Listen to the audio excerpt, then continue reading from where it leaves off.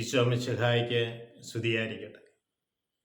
ഈശോ മിശിഹായിൽ സ്നേഹിക്കപ്പെടുന്ന മാതാപിതാക്കളെ, സഹോദരങ്ങളെ, ദൈവത്തിൻ്റെ അനന്തമായ സ്നേഹവും കാരുണ്യവും അവിടെ നിന്ന് ഒഴുകപ്പെടുന്ന രോഗസൗഖ്യവും നമ്മുടെ ഏവരുടെ മേലും വന്ന് നിറയട്ടെ എന്ന് പ്രാർത്ഥിച്ചുകൊണ്ട് നമ്മൾക്ക് ശുശ്രൂഷയിലേക്ക് പ്രവേശിക്കാം. റോമക്കാർക്കെഴുതിയ ലേഖനം 12-ാം അധ്യായം 1-2 തിരുവചനങ്ങൾ നമ്മൾ വായിക്കുമ്പോൾ ഇപ്രകാരമാണ് കാണുക: ആകയാൽ സഹോദരരെ, ദൈവത്തിൻ്റെ കാരുണ്യം അനുസ്മരിച്ചുകൊണ്ട് നിങ്ങളോട് ഞാൻ അപേക്ഷിക്കുന്നു, നിങ്ങളുടെ ശരീരങ്ങളെ വിശുദ്ധവും ദൈവത്തിന് പ്രീതികരവുമായ രീതിയിൽ അവിടത്തേക്ക് മുമ്പിൽ നിങ്ങൾ ബലിയർപ്പിക്കുവിൻ, സജീവമായ ബലിയർപ്പിക്കുവിൻ.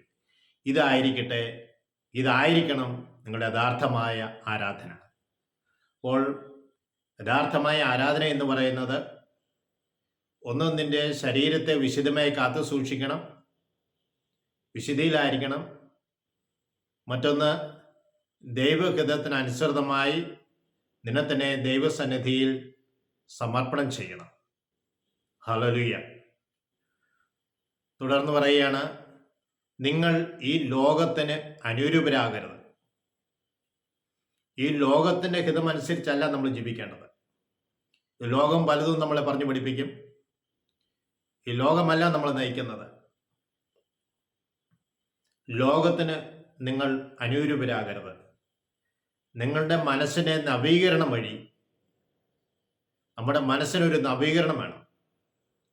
അപ്പോൾ മനസ്സിനെ നവീകരണം വഴി നിങ്ങൾ വിശുദ്ധിയുള്ളവരായിരിക്കും. അപ്പോൾ മനസ്സിൻ്റെ നവീകരണത്തിലൂടെ നമ്മൾക്കൊരു രൂപാന്തരീകരണം ഉണ്ടാകേണ്ടിയിരിക്കുന്നു. ഇപ്പോൾ ആയിരിക്കുന്ന അവസ്ഥയിൽ നിന്ന് നമ്മുടെ മനസ്സ് മാറുമ്പോൾ നമ്മൾ മറ്റൊരു അവസ്ഥയിലേക്ക് മാറും. പത്രോസ് ശിഷ്യന്മാരും മത്സ്യം പിടിക്കുന്നവരായിരുന്നു. ഈശോയെ കണ്ടുമുട്ടിയപ്പോൾ അവർ മനസ്സിൻ്റെ ചിന്താഗതികൾ മാറി. അവർ മത്സ്യം പിടിക്കുന്നതിൽ നിന്ന്, ഉപജീവന മാർഗത്തിൽ നിന്ന്, സാമ്പത്തിക നേട്ടത്തിൽ നിന്നെല്ലാം മാറി അവർ മനുഷ്യരെ പിടിക്കുന്നവരായി മാറി. അപ്പോൾ ഈശോയ്ക്ക് വേണ്ടി സാക്ഷ്യം വഹിച്ച് ജീവിക്കുന്ന, വിശുദ്ധമായ ജീവിതം നയിക്കുന്ന വ്യക്തികളായി മാറുകയാണ്. അപ്പോൾ മനസ്സിലാണ് നമുക്ക് മാറ്റം സംഭവിക്കേണ്ടത്. മനസ്സിൻ്റെ നവീകരണം വഴി നമ്മൾ ക്രിസ്തുവിൽ രൂപാന്തരപ്പെടേണ്ടിയിരിക്കുന്നു.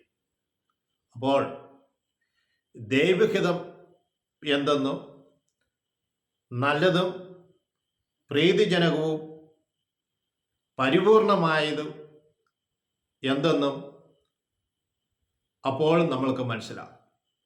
അപ്പോൾ ദൈവഹിതം അനുസരിച്ച് നമ്മുടെ ജീവിതത്തെ ക്രമപ്പെടുത്തുക. നമ്മുടെ മനസ്സിന് രൂപാന്തരീകരണം വരുമ്പോൾ തന്നെ നമ്മുടെ ജീവിതത്തിൽ നല്ലതും അതുപോലെ തന്നെ പരിപൂർണമായതും പ്രീതിജനകം എന്തെന്ന് നമ്മൾക്കപ്പോൾ മനസ്സിലാകും. അങ്ങനെ നമുക്ക് വിശുദ്ധി ജീവിക്കുവാൻ സാധിക്കട്ടെ എന്ന് പ്രാർത്ഥിക്കുന്നു. എന്നെ ശ്രമിച്ച ഏവർക്കും യേശുക്രിസ്തുവിൻ്റെ നാമത്തിൽ നന്ദി പറയുന്നു. പരിശുദ്ധമേ, ഞങ്ങൾക്ക് വേണ്ടി, ഞങ്ങളുടെ കുടുംബാംഗങ്ങൾക്ക് വേണ്ടി നിത്യം പ്രാർത്ഥിക്കണമെന്ന് അപേക്ഷിക്കുന്നു. പിതാവിനും പുത്രനും പരിശുദ്ധാത്മാവിനും സ്തുതി. ഈശോ മിശിഹായ്ക്ക് സ്തുതിയായിരിക്കട്ടെ.